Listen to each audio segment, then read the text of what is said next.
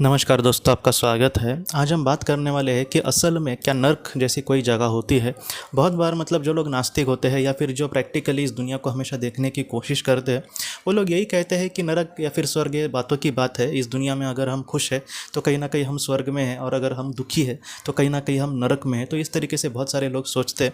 तो आज की इस वीडियो में आज हम बात करने वाले हैं कि असल में नर्क होता है क्या, और अगर वो होता है तो वो किस तरीके से होता है, और वहाँ पर जो रहने वाली आत्माएँ हैं या फिर जो भी वहाँ पर रहते हैं उनकी हमेशा ही वैसी ही परिस्थिति रहेगी, या फिर वो एक ना एक दिन स्वर्ग में या फिर अच्छी जगह पर जाएंगे क्या। तो इसका जवाब यह है दोस्तों कि नरक ऐसी जगह ज़रूर है, लेकिन हम जिस तरीके से हमेशा सोचते हैं कि वहाँ पर आग ऐसे आती रहती है, या फिर बहुत सारे लोगों को लगता है कि वहाँ पर कुछ ऐसे लोग होंगे जो ऐसी आत्माओं को कहीं ना कहीं पनिशमेंट देंगे, उनको सज़ा देंगे और उनको बहुत ही बुरी तरीके से ट्रीट करेंगे। तो ऐसे इस तरीके से नरक नहीं होता। नरक आखिर किस तरीके से होता है? तो जैसे हमारी आत्मा को रहने के लिए, जैसे पृथ्वी पर हम घर में रहते हैं, सिर्फ घर में नहीं बल्कि कोई झोपड़ी में रहता है बेचारा, एकदम किसी का घर छोटा मोटा हो, कि कोई अच्छे बिल्डिंग में रहता है, कोई इससे भी अच्छा बंगले में रहता है। तो इस तरीके से जिस तरीके से हमारे घर है, जैसी जिसकी आर्थिक परिस्थिति है ज़्यादातर, उस तरीके से घर इंसान का होता है। वैसे ही आत्मलोक में हम आत्मलोक एक ऐसी जगह है जहाँ पर आत्मा रहती है, लेकिन जैसे यहाँ पर एक जैसे इंसान एक ही घर में जैसे हम नहीं रहते, वैसे ही आत्मलोक में जैसा जिसका विकास स्तर होगा उस तरीके से वो उतने बड़े घर में रहेगा।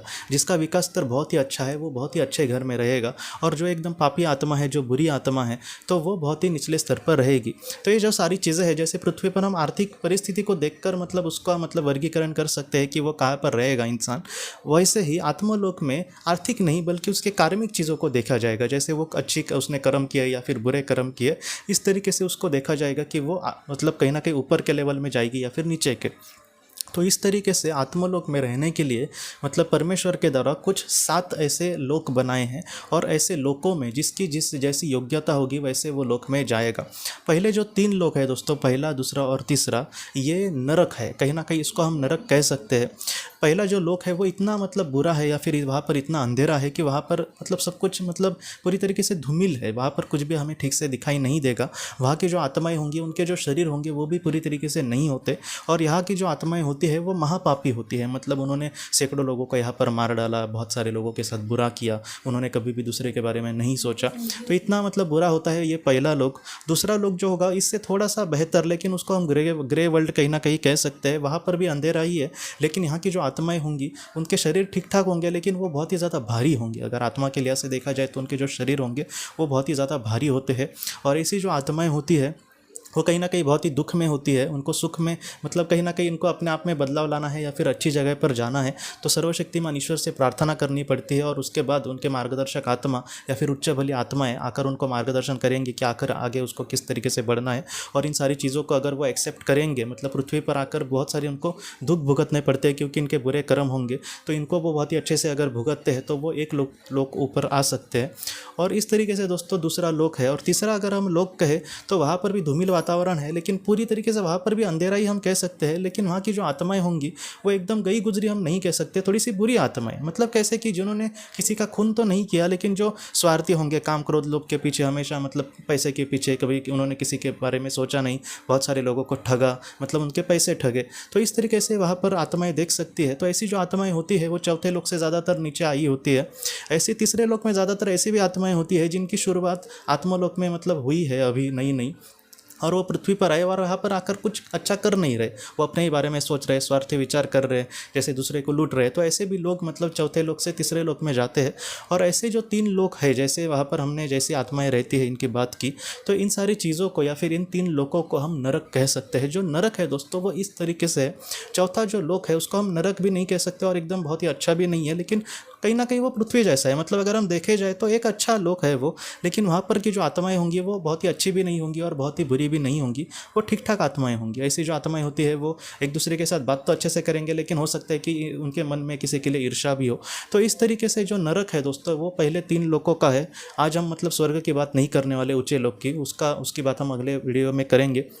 लेकिन हमें बात करनी है यहाँ पर नरक में आखिर इंसान को मतलब क्यों जाना पड़ता है। तो ये जो प्रलोभन है, जैसे बहुत सारे लोगों ने मतलब बहुत सारे बड़े बड़े लोगों ने, जो संत वगैरह है, उन्होंने यही कहा है दोस्तों कि ये जो माया है, पृथ्वी में हम आने के बाद अटक जाते हैं। जैसे मैं बचपन से ही किसी मतलब कोई गरीब घराने का है तो उसको लगेगा कि पैसा ही दुनिया में सब कुछ है। तो ऐसा इंसान अगर बड़ा हो जाए तो उसको लगेगा कि ये पैसा ही सब कुछ है, इसलिए वो कुछ बुरा भी कर्म करने के लिए नहीं हिचका जाएगा कि बाबा पैसा ही सब कुछ है तो मैं किसी तरीके से 2 नंबर का कुछ करूँ और ढेरों सारे पैसे कमाऊं। और ऐसे वक्त में अगर वो किसी का अगर बुरा करता है बहुत सारे लोगों का, तो उसको कहीं ना कहीं निचले स्तर पर वो जा सकता है।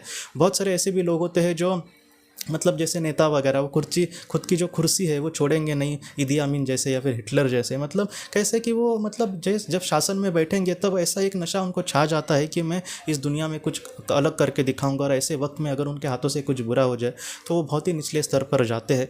जो पहले लोग की आत्माएं होती है दोस्तों, उनके कर्म इतने काले होते हैं, इतने बुरे होते हैं कि उनको एक इंसान का भी मतलब जन्म नहीं, मतलब इंसान के लिए जन्म के लिए भी वो कभी कभी कैपेबल नहीं हो सकते।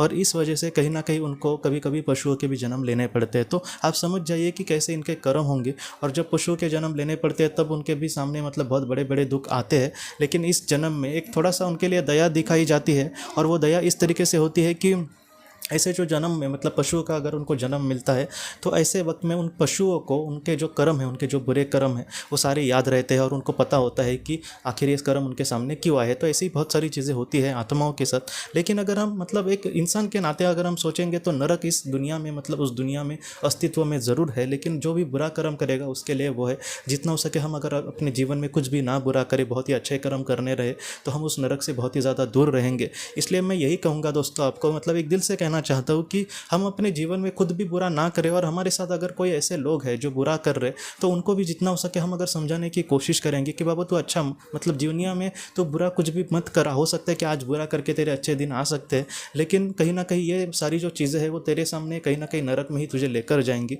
इसलिए जितना हो सके हम अच्छे अगर कर्म करेंगे तो हो सकता है कि किसी का भला ना हो या फिर मेरा ही भला ना हो, लेकिन आत्मलोक में उस आत्मा का ज़रूर भला हो जाएगा और वो मतलब जितना हो सके आगे का अपने विकास स्तर में आगे बढ़ती जाएंगी।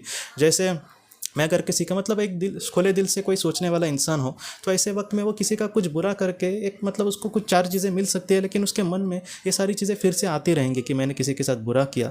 वैसी ही चीज़ें आत्मा के साथ भी बहुत बार होती है कि यहाँ पर 2 वक्त की खुशी के लिए वो किसी को दुख देती है, लेकिन आत्मलोक में जाने के बाद उसको उसी के लिए मतलब कहीं ना कहीं अपना सिर झुकाना पड़ता है। तो ऐसी नौबत हमारे किसी भी के भी मतलब सामने ना आए दोस्तों। इसलिए जितना हो सके अच्छा कर्म करके ही अपने जीवन में हमें आगे बढ़ना होगा। तो दोस्तों हम अपने अगली वीडियो में किसी नए विषय को लेकर मिलेंगे। तब तक आप अपने परिवार का ख्याल रखना। आपका बहुत बहुत धन्यवाद।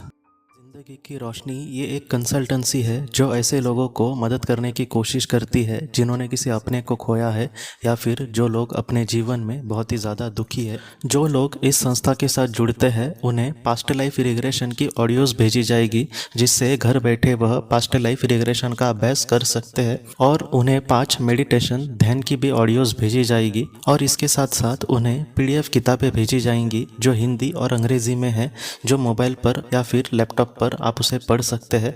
और 10 ऑडियो बुक्स भी आपको भेजी जाएंगी।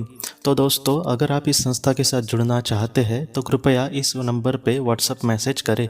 आपका बहुत बहुत धन्यवाद।